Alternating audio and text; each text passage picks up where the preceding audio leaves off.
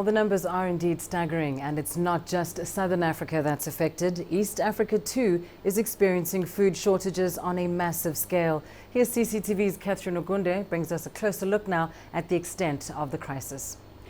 Let's start at the southern tip of Africa. South African farmers say they're experiencing the worst drought in 100 years. But while several other countries in the region are experiencing massive food shortages, here it's more of an economic impact.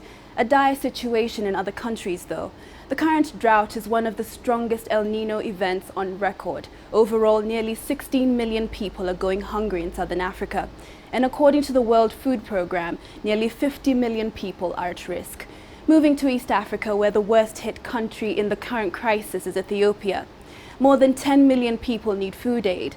To put that into perspective, more than a third of Ethiopia's households are going hungry. UNICEF is also planning to treat over 2 million children for malnutrition. Somalia, Sudan and Kenya are also affected.